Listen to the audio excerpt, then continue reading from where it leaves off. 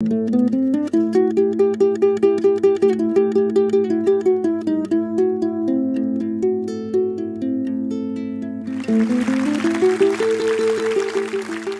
15 February 1964, in the middle of the Indian Ocean, a place called Perosbanos, situated in the Chagos archipelago, I was born.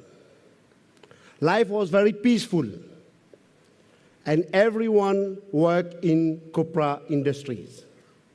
We have our own house, we have our culture, we have our tradition, and we all live as one family.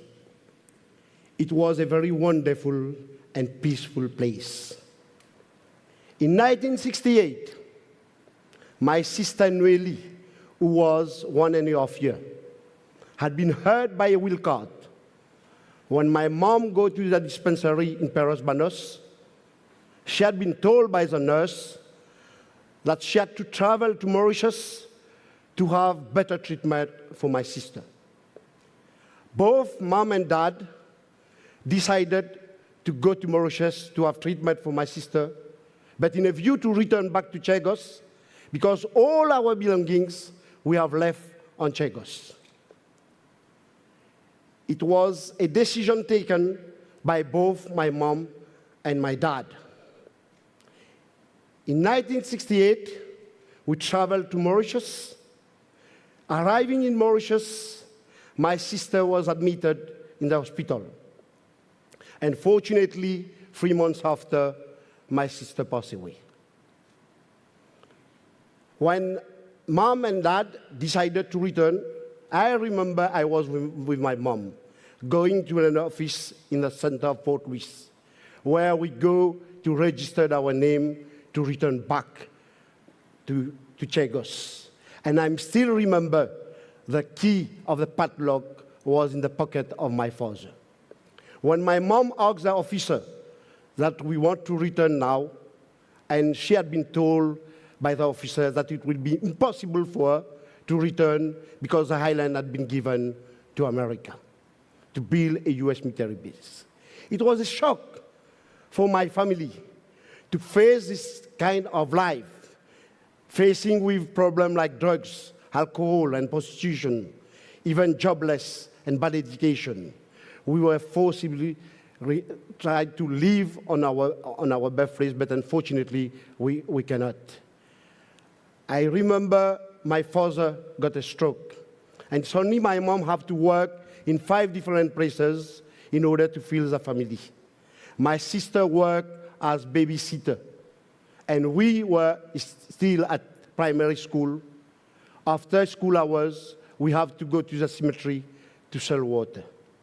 Life was very difficult for us to face this because the main job which exists on Chagos did not exist in Mauritius.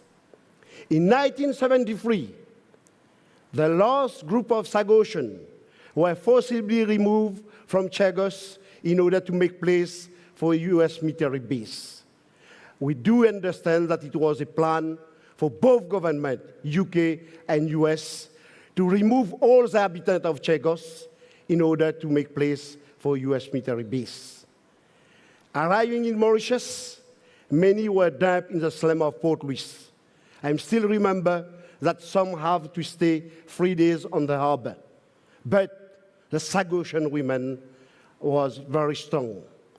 They want their voice to be heard. They cannot accept that their children go to bed without having anything to eat. They started by demonstration, anger strike, get arrested with policemen, but they never give up because they want to express the message to the world because life was very wonderful there. In 1983, we create Chagos Refugees Group with the main objective to work for the welfare of Sagosian community and to encourage our youngs to have a better education. In 1990, I was invited by UNDP in a seminar. I still remember the focus was on Universal Declaration of Human Rights. I was focused on Article 9, who clearly said that everyone has the right to live on his birthplace. And I can't understand how could it be possible that our people cannot live on our birthplace. It's something that make me becoming more involved. And I still remember when my son Olivier was in Standard 4.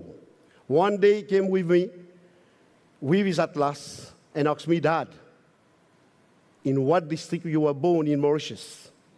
I said, unfortunately, I'm not born in Mauritius. He said, no, you should born in one of the districts of Mauritius, maybe Port Louis or Flag. I said, no, I was born in Perros-Banos.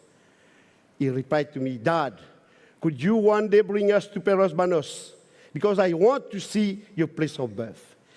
It's something that makes me becoming more involved. And at that time, I'm trying to get in touch with British lawyers to challenge something very special based about the British Ordinance in 1971, who preclude Chagosian by returning to Chagos, but allowed the UK and US soldiers to come and to enjoy themselves on my birthplace. It's something that we just want to put in front because we want justice. We come with evidence, and at the same time, we discover all kinds of friction that they create to say with all the declassified paper, we do understand that they describe us as Tarzan and Men on Friday, and even contractual workers. With all the evidence, because we have been living there for more than 5 generations. How could we be considered like that? And in a judgment on 3rd November 2000, the judge's conclusion was, what had been done to us is unlawful. And the judge said that we are belongers. At that time, the UK government did not make appeal. They accept the judgment, but unfortunately they came with a new law in 2004. The so-called Her Majesty, who's supposed to protect the right of all citizens, she's punished our right from returning to our birthplace because she returned the law as it was in the beginning. That means that we are away from our place, whereas other people can still work and live on our birthplace. We never give up. We continue with all cases in High Court of Justice and in Supreme Court until 2010. They came with another obstacle to say that they want to declare Chagos as the largest marine protected area. And they want to protect the shark, but forget about human being. It's something that we want to challenge, and we challenge it. And even WikiLeaks revealed that is a plan of UK government and US government to prevent our people to return to Chagos, to return and live in Chagos. Because Chagos is not good for us, but it's good for others. In 2014, with all the pressure we have put on the British government, it finally came with a feasibility studies. We participate in that because we put pressure, and the conclusion that they decided to have KPMG who direct these feasibility studies. The feasibility studies was very clear to see whether it is feasible to let people live or not. And the conclusion of KPMG report was very clear to say that there is no legal barrier to prevent Chagosians to return to Chagos. Because in Diego Garcia, we have existing facilities. How could I accept, how could our people accept that in Diego Garcia, we have everything. We have foreigners, we have Filipinos, we have Sri Lankans, we have Singaporean, we have British, we have American, we have Mauritian. Except we as native, we don't have access. it is unfair. It is why we decided never to give up. And then same year, in 2014, the Mauritian government decided to bring the issue at an international dimension. And we were together with Mauritian government because we want justice to be done. And the matter had been brought into the United Nations General Assembly. And 1 year after, a vote taking place on 22nd of June, where Mauritius got the support of 94 countries, and UK got 15. And the matter had been referred to the International Court of Justice.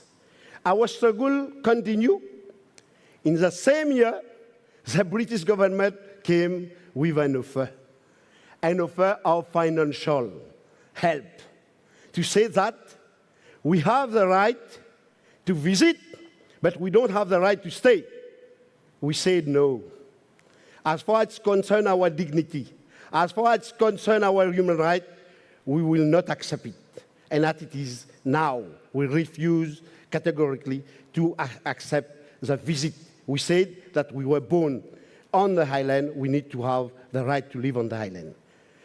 Brothers and sisters, today, when we see how many people, refugees, leaving their countries to go to different parts of the world, to go to America, to go to Canada, to go to Europe, to go to Australia, looking for a safe place for their family.